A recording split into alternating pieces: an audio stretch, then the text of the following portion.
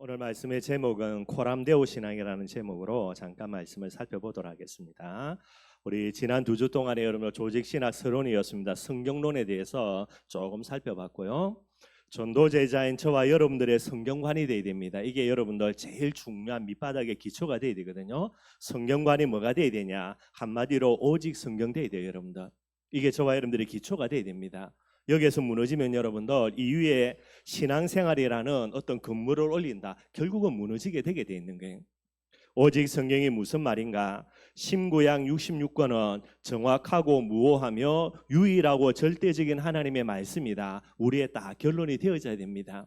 그래서 요한계시록 마지막 장 22장이죠. 요한계시록 23장은 없습니다. 여러분들 22장으로 끝이에요. 그 마지막 장에 제일 마무리하면서 주신 제일 중요한 내용, 사도 요한이 어떤 말씀을 받았냐? 이 말씀에 더하거나 빼기 하지 말라라는 거예요. 이 말씀에 없는 것을 더한다. 이 성경 말씀에 기록된 모든 저주와 재앙을 내가 그 사람에게 더하겠다. 그리고 이 성경에 있는 중요한 내용을 빼버린다면 그 사람을 생명책에서 제하여 버리겠다. 이게 성경의 마지막 내용이 되게 됩니다. 물론 한 가지 더, 그죠? 아멘 주 예수에 어서 오시옵소서, 마라나타라는 부분들이 거기에 이제 포함이 되게 돼 있는 거고요. 여러분들 왜 사람들이 성경 말씀을 더하거나 빼기 하겠습니까? 다른 것이 없습니다. 성경 말씀은 정확무오하고 유일하고 완전하고 절대적인 하나님의 말씀이다. 여기에 대해서 고백이 안 되기 때문에 그래요. 그래서 자기 생각에 성경 부족하네, 그래서 더하게 하고요.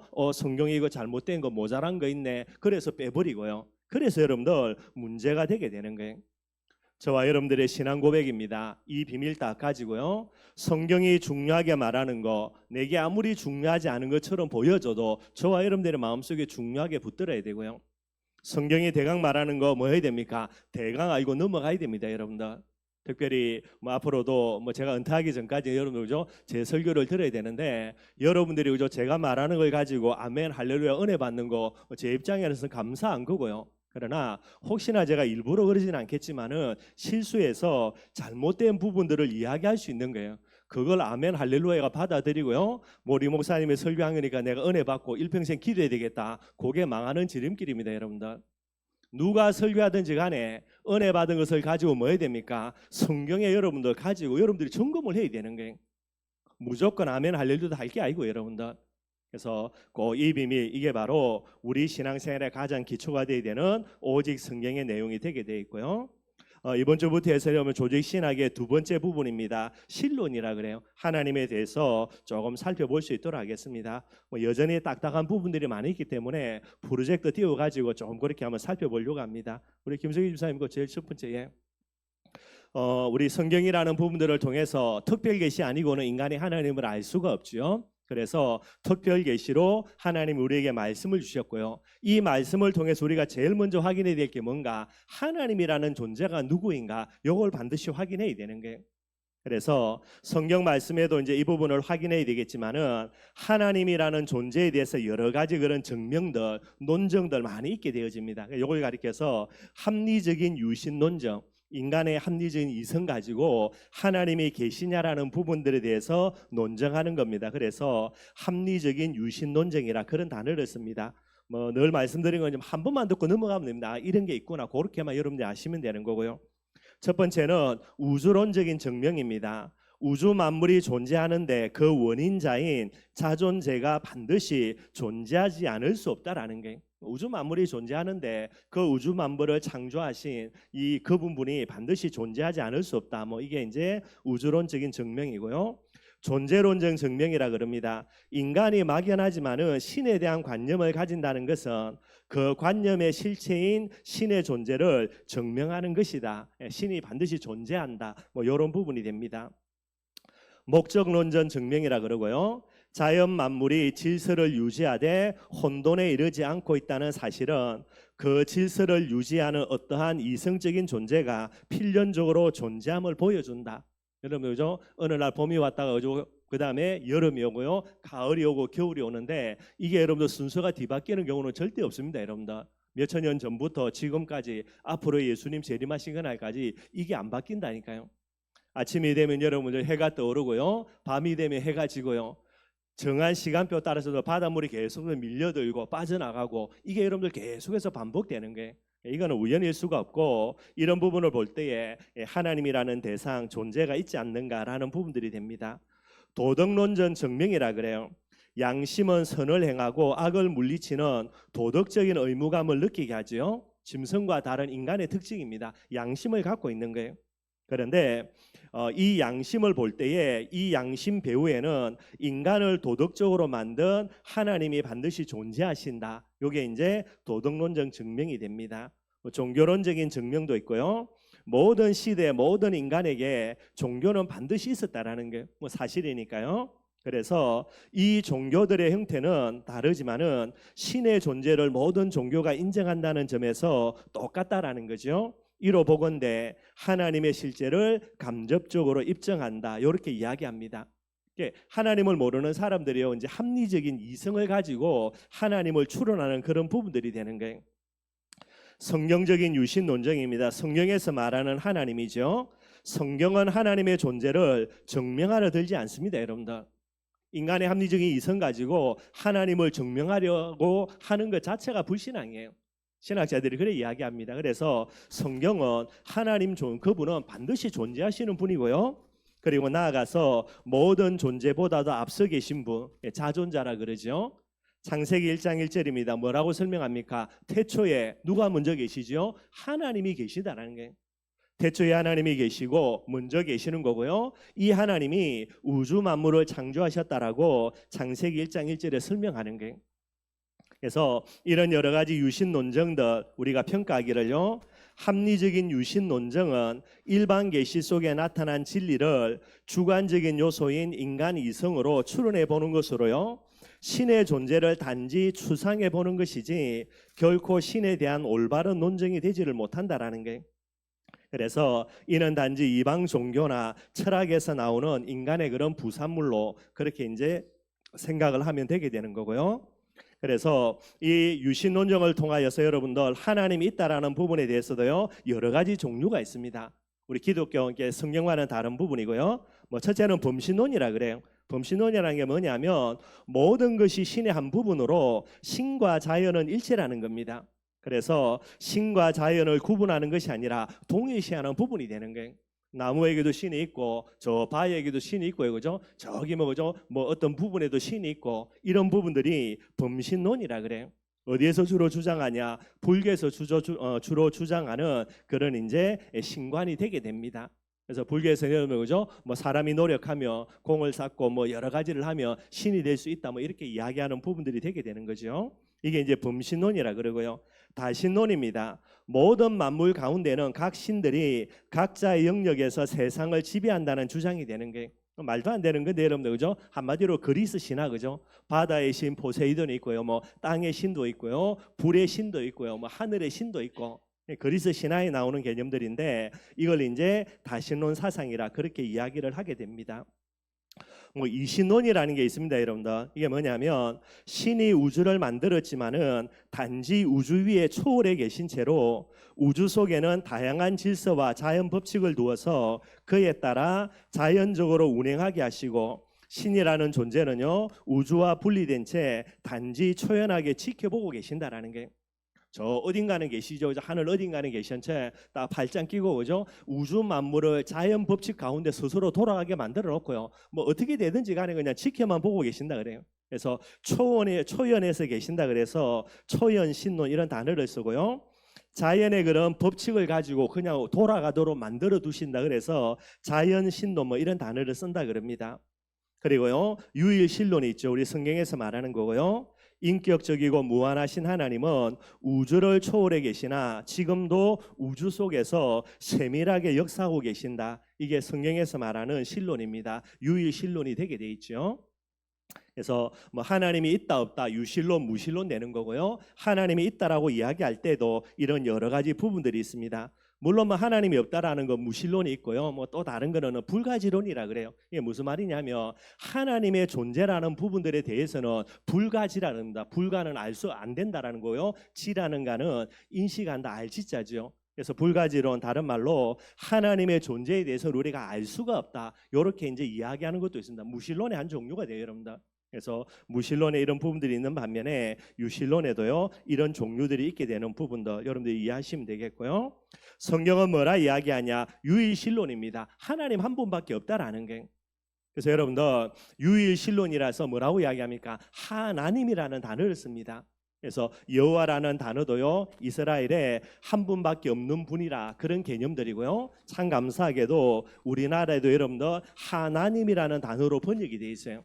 제가 중국에도 몇 번 사역하러 가봤는데 중국에서는요 하나님이라는 대상을 어떻게 번역하냐? 상제라 그럽니다. 하늘에 뭐 하느님 비슷한 그런 개념이에요. 우리나라에는 하느님이라는 단어를 많이 쓰죠, 그죠? 하늘에 있는 분이다 그랬어요. 근데 정확한 개념으로 번역되어 있는 게 하나님으로 번역이 되어 있습니다. 우리 일본 분도 계신데 일본은 어떻게 번역하는지 잘 모르겠어요. 옛날에 한번 들은 것 같은데 제가 또 까먹었고요. 참 하나님이 우리나라에게 특별한 은혜를 주신 게 성경의 정확한 개념입니다. 한 분밖에 없는 분이거든요. 그 단어로 하나님이라는 단어로 번역되어져서 저와 여러분들이 쓰고 있는 것 자체만으로도 큰 축복이고 큰 응답이 되게 되는 거예요. 세 번째로 한번 살펴볼게요. 여러분들 하나님의 이름입니다. 신구약 전체에 하나님의 이름이 많이 나와 있습니다. 그래서 그것들 간단하게 한번 정리해 보도록 하겠고요. 구약에 나와 있는 하나님의 이름입니다. 제일 많이 쓰는 단어 여호와라는 단어가 돼요. 그래서 하나님이 출애굽기 3장 14절에 자기 자신의 이름을 알려주셨죠. 모세에게요. 뭐라 알려주셨냐? 나는 여호와 스스로 계시느니라. 이렇게 이제 하나님이 알려주신 거예요. 그래서 여호와라는 단어는요 하나님의 지극히 거룩하심과 그의 영원 불변하심의 그런 색깔들을 나타낼 때 이때 여호와라는 단어가 되고요. 특별히 하나님이 인간들에게 언약을 주시면서 이름을 걸고 약속하실 때에 여호와라는 단어를 많이 쓰게 됩니다. 그리고 엘이라는 단어도 있고요. 엘로힘이라는 단어가 많이 있습니다. 이게 뭐냐면 비슷한 말인데요. 완전한 하나님이라는 뜻이에요. 근데 이 엘이나 엘로힘이라는 단어는 복수형으로 나오고요. 그래서 삼위일체를 표현하는 그런 모습이다. 그렇게 여러분들 보시면 되고요. 아도나이라는 단어가 있습니다. 뜻은 주라는 단어고요. 주라는 의미로 통치자이신 하나님을 나타내며 하나님의 절대 주권을 의미하는 때에 아도나이라는 단어를 쓰고 있습니다. 엘사다이라는 단어가 있고요. 전능자라는 뜻이에요.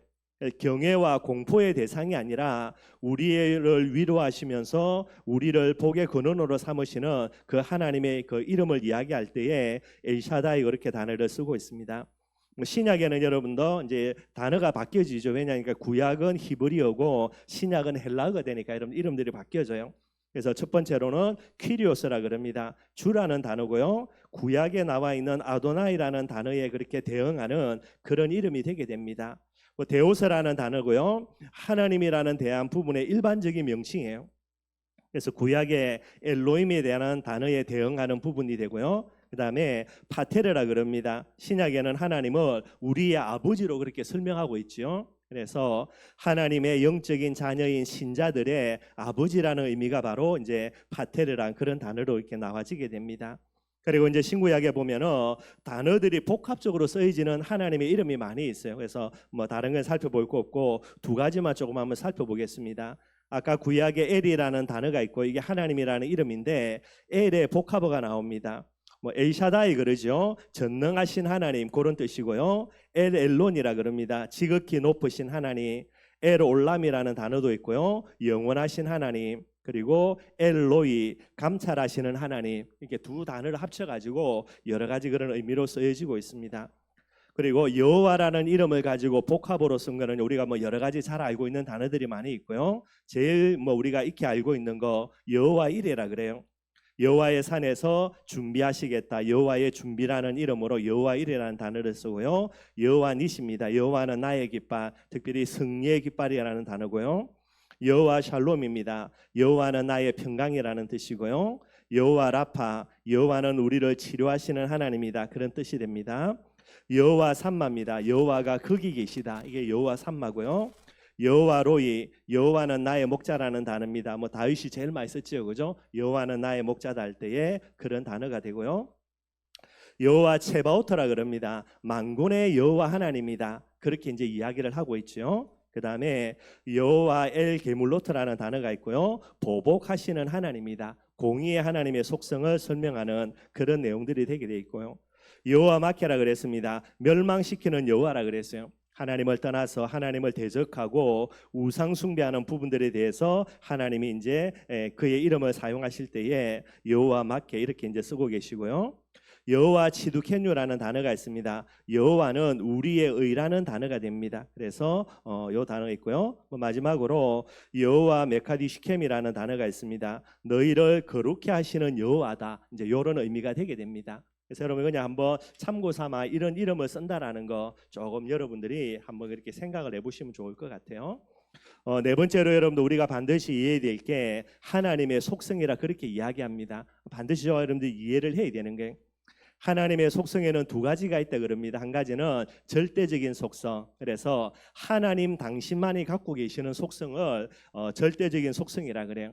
다른 말로는 비공유적인 속성이라 그럽니다. 인간하고 공유하지 않는 하나님만이 갖고 계신 그런 고유한 속성이다. 그렇게 이야기해요. 그 다음에 다른 개념, 다른 부분으로 보편적인 속성이라 그러죠. 공유적인 속성, 인간과 똑같이 그렇게 같은 모습으로 갖고 있는 속성입니다. 그러나 모습은 비슷하다 하더라도요, 본질은 다른 부분들이 되는 게, 그걸 저와 여러분 조금 이해했으면 좋겠고요. 절대적인 속성입니다. 자존성이라 그래요. 독립성이죠. 하나님은 당신 안에 스스로의 존재 근거를 갖고 계시므로 무엇의 의존적인 피조물과는 달리 지적으로, 의지적으로, 능력적으로 자존하신다. 그렇게 이야기해요. 단어들이 좀 어렵습니다. 제가 이거 설명을 하는 거는 이단들이 이걸 이야기했다, 이거는 아니구나, 롤목을 조금만 여러분들이 캐치만 하시면 됩니다. 그래서 제가 그냥 신학자들이 쓰는 단어를 고스란히 가져놓은 거예요. 자존하신다, 독립하신다는 말은요, 하나님이 스스로의 존재 근거를 자기 속에 갖고 계신 거예요. 그래서 무엇에 의존하는 피조물과는 달리 지적으로도 의지적으로도 능력적으로도 자존하신 분이다. 이렇게 이제 설명을 하고 있습니다. 저도 말이 어려워가지고 꼭 이렇게 설명해야 되는 거 한데 신학자들이 이런 단어를 가지고 설명을 해놓은 거예요. 불변성이라 그럽니다. 이게 무슨 말이냐? 하나님은 그의 존재, 그의 본체뿐 아니라 그의 계획과 그의 의지가 동일하시다라는 게 불변하다는 말이겠죠, 그죠? 그리고 그의 목적과 그의 약속에 있어서 변경이 없으시다라는 게 뿐만 아닙니다. 그래서 이 부분들을 여러분들 반드시 좀 이해를 하셔야 되는 거고요. 하나님의 불변성입니다. 존재도 변하지 않고 본체도 변하지 않는 뿐만 아니라 그의 계획과 의지가 영원토록 동일하고요. 목적과 약속에 있어서 변경이 없으신 분입니다. 이게 이제 하나님의 속성이 됩니다. 무한성이라는 부분들도 있고요. 하나님은 모든 제한으로부터 자유로우시다. 그래서 무한하시다 그 말이 됩니다. 세 가지 요소를 이야기를 하고 있는데요. 첫 번째로는 본질적인 무한성이라 그래요. 다른 말로는 절대적인 완전성이다 그럽니다. 하나님은 그의 존재, 그의 속성, 그의 사랑과 그의 지식에 있어서 뭐하다는 겁니까? 무한하시다는 말이 되게 되는 거예요. 그리고 시간적으로도 무한성이 있습니다. 그게 바로 영원성이라 그래요. 하나님은 과거, 현재, 미래 이 시간 공간 속에서 초월해 계시는 부분이 됩니다. 우리에게는 과거가 있고요, 오늘이 있고 미래가 있죠. 하나님께는 과거와 현재, 미래가 없습니다, 여러분들. 그래서 시간상으로도 초월해 계시는 무한하신 분이다 그렇게 이야기합니다. 공간적으로도 무한성이라 그래요. 이걸 가리켜서 편재성이라 그러는데 무슨 말이냐면 안 계신 곳이 없다라는 거예요. 모든 곳에 하나님은 계신다. 그래서 편재성, 그다음에 공간의 그런 유한성을 뛰어넘는 무한성이다. 그렇게 설명을 하고 있습니다. 그다음에 이제 유일성이라 그래요. 하나님은 절대 자존하시며 불변하시며 무한하시죠. 쭉 이제 설명했던 부분들이고요. 그런데 하나님은 영이시다라는 겁니다. 영이시다는 말은 유일성 중에 여러분들 단수성을 이야기한다 그래요. 이 부분도 여러분 잘 들어놓고 나중에 이단들이 이제 잘못된 말들을 할 때에 이런 부분을 가지고 여러분들이 조금 캐치해내면 됩니다. 설명 안 해도 되고 이거 이상하구나. 그 정도만 여러분들이 아셔도 되는 게. 그래서 자존하고 불변하고 무한하신 하나님이 하나의 영으로요, 유일성, 단수성이라 이야기하고요. 그 신적 본질은 나누어 있지 않고 나눌 수도 없다라고 이야기합니다. 이거 단일성이라 이야기를 해요. 이 정도 여러분들 이해만 하시면 됩니다. 굳이 설명하라면 저도 잘 몰라요, 여러분들. 복잡하게 말을 꼬아놔가지고. 그런데 이런 거구나라고만 여러분들이 조금 파악을 해놓으시면 좋을 것 같습니다. 요 소승들은 인간도 영적인 존재이기 때문에 하나님과 비슷한 게 있지만은요, 인간들은 가지지 아니하는 하나님만이 갖고 계시는 절대적인 속성이 되게 되는 거예요. 두 번째로 여러분들 보편적인 속성입니다. 공유적인 속성. 그래서 하나님이 가지시는 인격적인 속성을 뜻한다라는 게. 근데 여러분들 인간의 비슷한 걸 갖고 있지만은요, 뭐가 차이 나냐? 인간은 불완전한 존재로요, 불완전한 부분들을 갖고 있지만은 하나님은 속성은 완전 무결하다라는 거예요. 그래서 요 차이가 있다 보면 됩니다. 영적인 속성이지요, 영성이라 그래요. 인간은 영혼과 육신을 갖고 있습니다. 그래서 영적인 존재가 맞고요. 그러나 하나님은 완전히 순수한 영을 갖고 계시는 거예요. 그래서 이 하나님의 영적인 속성, 영성을 가지고서요, 불가견성, 눈으로 절대로 볼 수 없습니다. 그러나 하나님은 반드시 생명을 갖고 계시고요, 인격체로 존재하시는 분이다. 인격성이 있다. 이렇게 이야기하고요. 두 번째로 지성적인 속성이라 그래요. 인간도 지성이 있지요. 똑같이 하나님도 지성이 있습니다. 그런데 뭐가 차이 나냐? 인간의 지성은 한정된 지성을 갖고 있습니다. 그래서 한정된 지적인 존재가 되지만은요, 하나님의 지성은 어떻습니까? 전지라 그래요. 모든 것을 아시는 그런 부분입니다. 그래서 이 하나님의 전지성을 가리켜서 뭐라고 이야기하냐? 무한하다고 이야기하거든요. 무한히 의식적이고 지적인 존재로서 모든 것을 그냥 아는 게 아니라 참으로 안다라고 이렇게 신학자들이 이 단어를 써서 설명을 하고 있습니다. 그 다음에 도덕적인 속성이고요. 우리 인간에게 더욱더 분명하게 나타나는 하나님의 속성으로요, 하나님의 도덕적인 속성은 거룩하다라는 겁니다. 어느 정도로 거룩하냐? 죄로부터 완전히 독립되어 있다라는 거예요. 우리가 갖고 있는 도덕이라는 개념과 다르지요. 그리고 그 하나님은 완전히 어렵고요, 완전히 선하다, 그렇게 이야기하고 있습니다. 하나님의 선에 대해서는 뭐라 이야기하냐? 하나님 그분의 존재 자체가 선하다라는 거예요.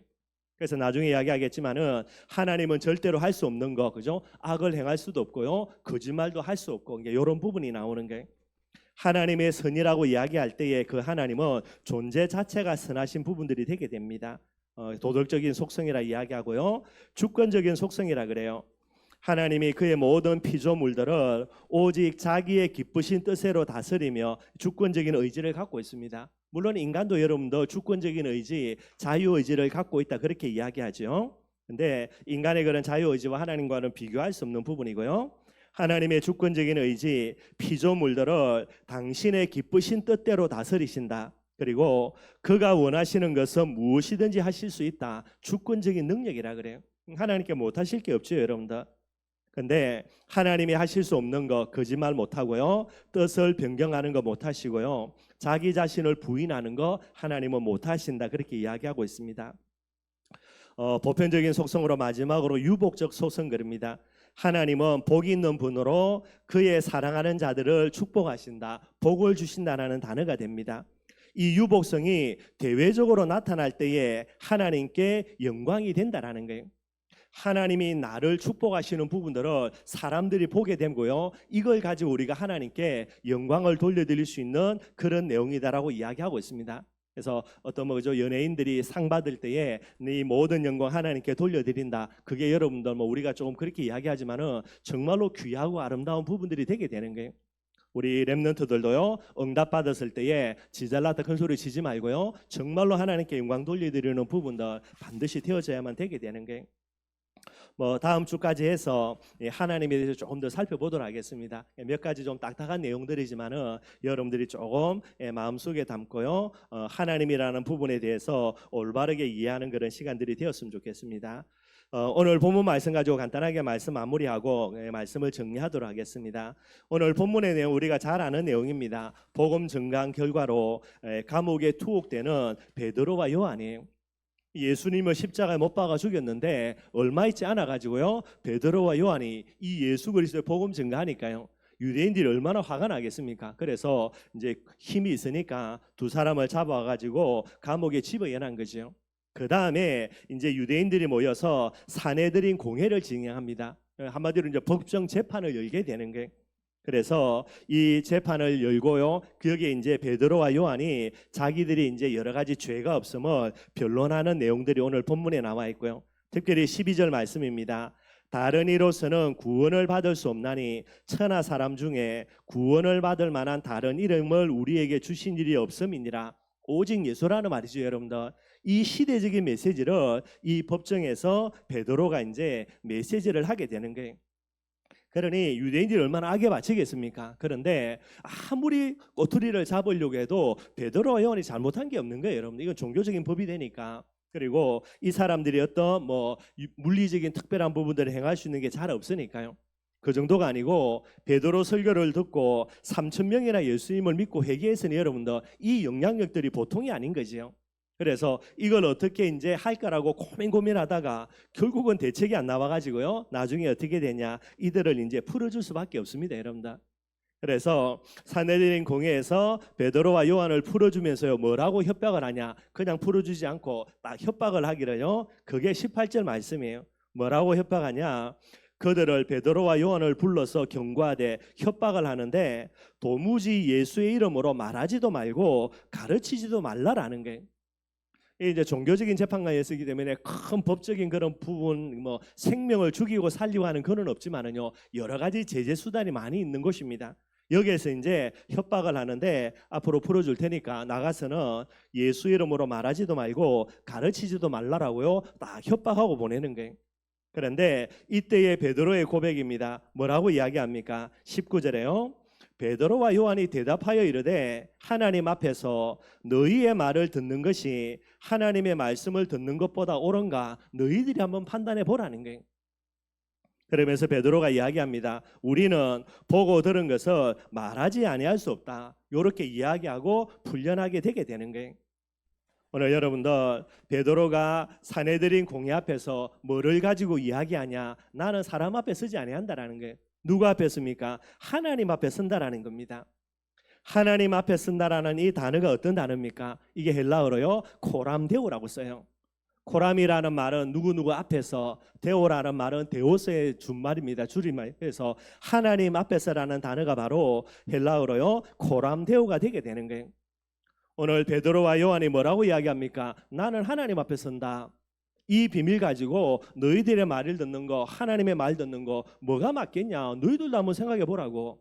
그렇게 큰 소리 치고 이제 석방되는 내용이 되게 되는 거예요.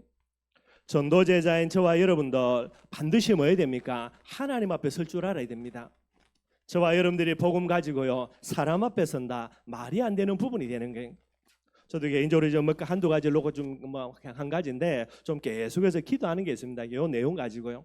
정말로 우리가 하나님 앞에 서야 되지 뭐 사람 앞에 쓰거나 다른 것 앞에 쓴다라는 거는 이거는 말이 안 되는 부분들이 되는 거예요. 베드로처럼 저와 여러분들의 남은 생에 하나님 앞에 서는 축복이 있기를 주님의 이름으로 축원드리겠습니다. 왜 하나님 앞에 서야 됩니까? 하나님이 누구인지 정확하게 알면 누구 앞에 서야 되죠? 하나님 앞에 당연히 설 수밖에 없게 되는 거예요. 하나님이 누구십니까? 늘 말씀드리는 겁니다. 자존자라 그래요. 스스로 계시는 분. 자존자이기 때문에 그 하나님이 뭐가 됩니까? 창조자가 됩니다. 우주 만물을 만드신 분이에요. 창조자라는 말은 여러분도 반드시 따라오는 거, 전능하신 하나님이자 모든 우주 만물의 주인이 되시는 거예요. 하나님이 우주 만물을 지었으니까. 그래서 전능하신 하나님, 우주 만물의 주인 되시는 하나님이 됩니다. 그 정도가 아니죠. 이 하나님이 우주 만물을 뭐 하고 계십니까? 당신의 주권 가지고요, 이 모든 우주 만물을 다스리고 계시는 거예요. 주권자입니다. 누구 뜻대로요? 하나님의 절대 주권 속에 하나님의 뜻대로 되는 거예요. 그런데 우리가 조금 어렵다고요, 문제 앞에, 환경 앞에, 사람 앞에, 그거는 여러분들 정말로 어리석은 모습이 되는 거고요. 주권자일 뿐만 아닙니다. 하나님은 누구십니까? 우리를 다스리고 계시는 통치자가 되는 거예요. 마태복음 10장 29절에 보니까 참새 2마리가 한 하사리온에 팔리지 않느냐, 그러나 너희 아버지께서 허락하지 아니하며 그 하나도 땅에 떨어지지 아니한다라는 거예요. 땅에 떨어진다는 말은 참새가 죽는다는 말이죠. 미물 중에 여러분들 정말로 가치 없는 미물, 참새입니다. 이 참새가 살고 주는 것도 누구 손에 있습니까? 하나님의 통치 속에 있다라는 거예요. 하물며 만물의 영장, 더 넘어서 하나님의 자녀인 저와 여러분들, 하나님이 뭐하고 계십니까? 전능자의 손길 가지고요, 저와 여러분들을 세밀히 간섭하고 계신 거예요. 그 정도가 아닙니다. 마지막에 저와 여러분들이 누구 앞에 섭니까? 심판자지요. 하나님 앞에 서게 되는 거예요. 하나님이 누구냐 정확하게 결론 내려야 됩니다. 한마디로요, 전도제자인 저와 여러분들은 하나님으로부터 와서 하나님과 함께 살다가 누구에게로 돌아갑니까? 하나님 앞으로 반드시 돌아가게 돼 있어요. 그런데 우리가 조금 내가 어렵다고 하나님 앞에 서지 않고요, 사람 앞에 선다. 조금 내 이익 때문에 좀 여러 가지 손해될 수 있어 가지고요, 문제 앞에 선다, 환경 앞에 선다. 정말로 말이 안 되는 부분이에요. 복음 가진 저와 여러분들은 우리 마음 중심 깊은 곳에요, 하나님 앞에서라는 코람데오의 신앙 반드시 회복이 돼야 되는 거예요. 하나님 앞에 서지 않으면 어떻게 되는가? 여러분들 제일 어리석은 사람입니다. 시편 14편 1절에 뭐라 이야기하냐? 어리석은 자는 그 마음에 이르기를 누가 없다고요? 하나님이 없다라는 거예요. 그래서 여러분들 어리석어서 하나님이 없다 말하는 건지, 아니면은 하나님이 안 보여지기 때문에 어리석은 건지 그건 잘 모르겠지만은요, 하나님 앞에 서지 않는 사람도 가장 어리석은 사람이 되는 거예요. 여러분 잘 아시는 대로요, 홍해 앞에 서서 모세와 하나님을 원망했던 이스라엘 백성들입니다. 문제 앞에 서죠. 하나님 앞에 안 서고. 얼마나 부끄러움 당합니까 여러분들? 얼마 있지 않아 가지고 모세가 손을 들어요, 하나님의 말씀 가지고 홍해를 갈라버리는 거예요. 홍해를 건너갑니다 여러분들. 참 좀 그런 거예요. 홍해를 건너가자마자 꽹가리 치고 북치고 난리나요 여러분. 하나님 찬양한다고. 그 얼마 전에는 우리 죽었다고요, 하나님 원망하고 불평하고 난리 쳐놓고, 모세가 홍해를 갈라가지고 홍해를 건너가 난 다음에는요, 또 여러분 꽹가리 치고 북치면서 할렐루야 아멘하고. 그러니 이 모습 가지고 어떻게 여러분들 올바르게 가나안 땅 들어가겠습니까? 하나님 앞에 서지 않고요, 문제 앞에요. 그러니 조금 지나가지고 얼마 있지 않아 무럽다고 또 원망 불평하고, 또 물전에 또 할렐루야 아멘하고, 계속해서 반복되는 거예요. 결국은 가나안 땅 절대로 못 들어가는 그런 제일 어리석은 사람이 될 수밖에 없죠. 하나님 앞에 서지 않고 환경 앞에 서서 소돔과 고모라를 선택했던 아브라함의 조카 롯입니다. 얼마나 어리석은지요. 자기 눈에는 반드시 멸망받을 수밖에 없는 장망성이죠. 소돔과 고모라입니다. 얼마 있지 않아 가지고 하나님이 유황불비를 내려서 완전히 멸망시킬 땅이에요. 그런데 이 롯의 눈에는 뭐가 보입니까? 이 소돔 고모라가 여호와의 동산처럼요, 에덴 동산처럼 낙원으로 보이는 거예요. 얼마나 어리석은지 모르고요. 결국은 언약 버리고 언약 선택하지 않고 여러분들 환경 선택했던 롯요, 나중에 얼마나 비참하게 되느냐 두말할 필요가 없지요. 사람입니다. 왕비 이세벨 앞에 서가지고요, 낙심해가지고요, 뭐라 이야기합니까? 하나님 이제 내가 할 만큼 했으니까 나를 불려가 달라고. 차마 내가 선지자로서 자살은 못 하겠고. 이게 누굽니까? 이게 엘리야예요 여러분들.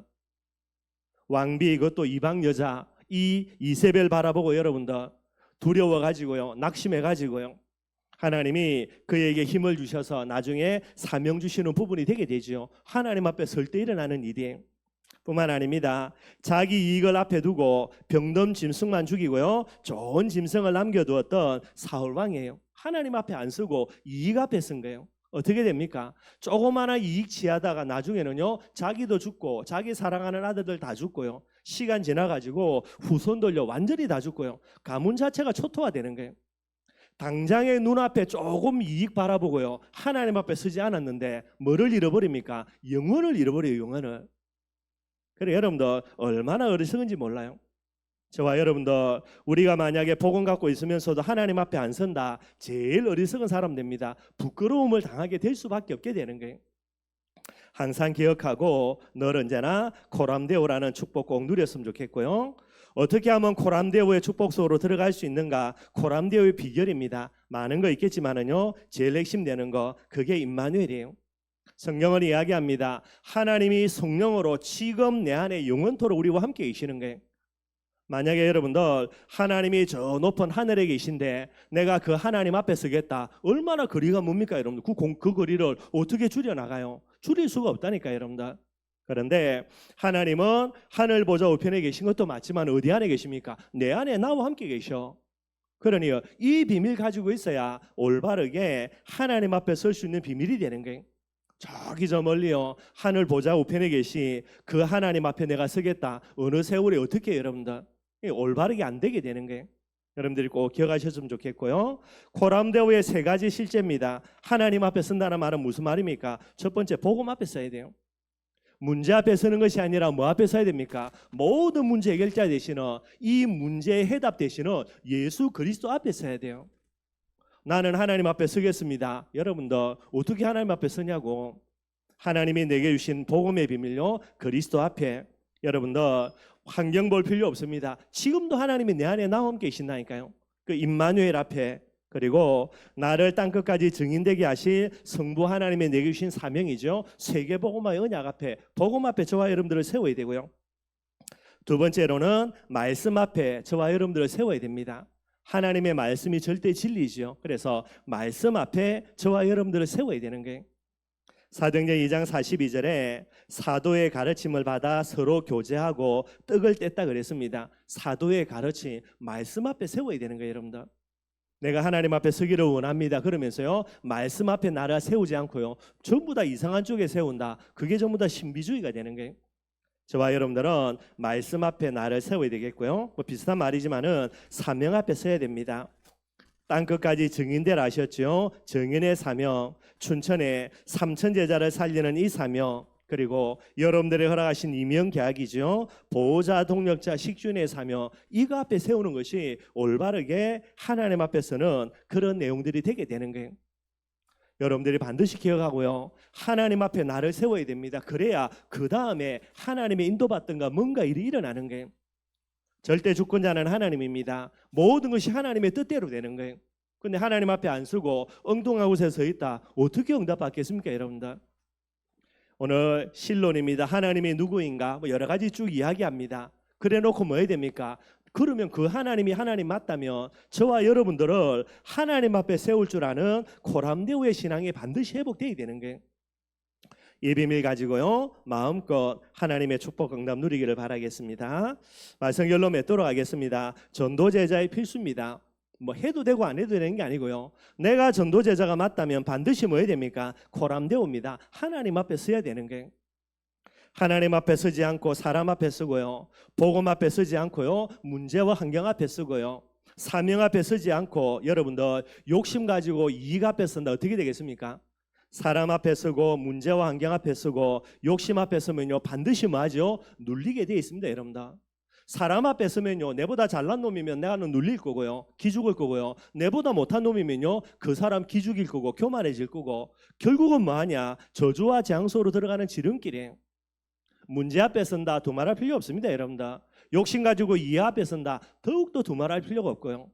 하나님 앞에 안 서면 100% 여러분들 성령인도 못 받고요, 오히려 눌려서 문제에 빠져 죽고 사람 앞에 눌려 죽고요, 결국은 저주와 재앙 속으로 자기 스스로 반드시 들어가게 되게 돼 있어요. 반대로 우리가 하나님 앞에 서고 복음 앞에 서고요, 말씀과 사명 앞에 선다, 어떻게 됩니까? 반드시 누려집니다, 여러분들. 복음을 누리기 위해서 복음 앞에 서야 될 거 아닙니까? 복음 앞에 서려면 하나님 앞에 나를 세워야 되죠. 그러면 반드시 누림의 비밀도 일어나지게 되는 거예요. 문제가 상관없습니다. 뭐 어떤 문제는 커서 그렇고 어떤 문제는 별것 아니어서 그렇고 전부 다 개인의 착각이지. 내 지금 환경이 너무나 안 좋아서 그렇고 그것도 말이 안 되는 거예요. 어떤 문제든 어떤 환경이든 하나님 앞에 나를 세워서 진짜 복음 회복하면요, 여러분들은 누림 속으로 들어가게 돼 있고요, 복음 조금만 누리면 반드시 축복과 응답들이 여러분들의 삶에 회복이 되게 돼 있는 거예요. 그래서 반드시 뭐 해야 됩니까? 코람데오 꼭 회복해야 되겠죠. 그래서 제가 늘 이야기하는 겁니다. 코람데오, 하나님 앞에 선다라는 거, 여러분 우리가 신앙 고백 돼야 될 게 몇 가지 옛날에도 말씀드린 거고요, 코람데오의 신앙입니다. 하나님만이 하실 수 있다라는 거, 우리의 고백 반드시 돼야 돼요. 누구요? 하나님만이 하실 수 있습니다, 여러분들. 여러분들 나중에 집에 돌아가셔가지고 많은 부분 묵상해 보시기를 바라겠고요. 뿐만 아닙니다. 하나님만이 하실 수 있으니까 여러분들, 그죠? 하나님만이 뭐 해야 됩니까? 하셔야만 되는 거예요. 여러분들 반드시 신앙 고백 돼야 됩니다, 여러분들. 하나님이라니까 그분은 자존자요, 전능자요, 주권자요, 통치자입니다, 여러분들. 내가 하면 안 된다니까, 여러분들. 그래서 제가 늘 쓰는 말, 작품 버린다고. 여러분들이 하면 안 돼요, 여러분들. 누가 작업해야 됩니까? 하나님이 하셔야만 된다니까요. 이 비밀을 늘 마음속에 중심에 담고 신앙 고백해야 되는 거예요. 그 정도가 아닙니다. 하나님이 하실 것이다, 이 고백이 돼야 돼요. 아무리 기도해 본들 하나님이 안 하겠다는 마음에 결론 나면요, 뭐 하겠습니까, 여러분들? 안 되는 거지. 하나님이 안 하려고 하는데 그래도 해야 됩니다라고 고함 지르겠습니까? 그것도 말이 안 되는 거죠. 여러분들의 마음속에 하나님이 하실 것이다라는 이 고백이 되어져야 되는 거예요. 그리고 마지막으로 뭐 하면 됩니까? 하나님은 지금도 역사하고 계시다, 요 고백만 되면 돼요. 우리가 할 거 여러분들 없습니다, 여러분들. 물론 우리가 기도하면 되겠지만은요, 이 내용 가지고 신앙 고백만 하면 돼요. 여러분들의 남편도 예수 안 믿는다고 고민할 거 없고요. 여러분들의 자녀들 말 안 듣는다고 고민할 거 없고요. 뭐 하면 됩니까? 하나님만은 하실 수 있고 하나님이 하셔야 되고 하나님이 하실 것인데 지금도 하나님이 하고 계시다. 아멘 할렐루야지. 뭐가 고민이 되며 뭐가 걱정이 됩니까 여러분들? 뭐 이게 고백이 되는데 우리가 뭔가 해야 될 게 있겠습니까 여러분들? 하나님 그런 하나님이 아니라니까요. 여러분들이 하나님 앞에만 서서 하나님에 대한 정확한 신앙 고백만 하면 됩니다. 그러면 뭐 하게 됩니까? 결국은 응답 온다니까 여러분들. 항상 이 비밀들 늘 마음속에 기억하고요. 하나님에 대한 올바른 지식들을 가지고 신지식이라 그러죠. 이 비밀을 가지고 오늘도 내일도 부름받는 그날까지 코람데오의 비밀 속으로 들어가는 우리 모든 성도들이 되기를 주님의 이름으로 축원드리겠습니다. 우리 말씀 생각하면서 찬송가 337장 찬양하겠습니다.